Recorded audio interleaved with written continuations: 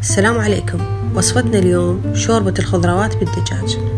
عندي هنا حبة واحدة بوتيتا وحبة واحدة جزر، حبة واحدة بصل ثرمتهم بمحضرة الطعام، وعندي هنا اندومي هم ثرمته بمحضرة الطعام، عندي حبتين طماطة وكرفس، عندي هنا كوب عدس سلكته وحمسته بالمعجون، وسلكت الدجاجة. جهزت ويانا الدجاجة نخليها على صفحة، ونبدي للخضروات نضيف زيت ونحمس الخضروات كلهم سوا.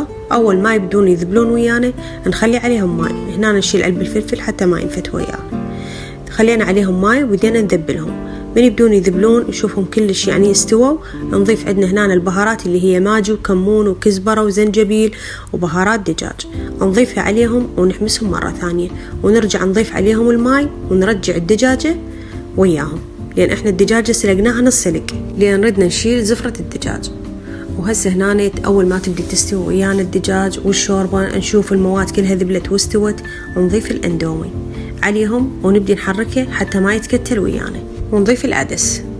أول ما نطلع الدجاجة من عندها نص النار نخليها متوسطة، ونخلي الشوربة تستوي على راحتها.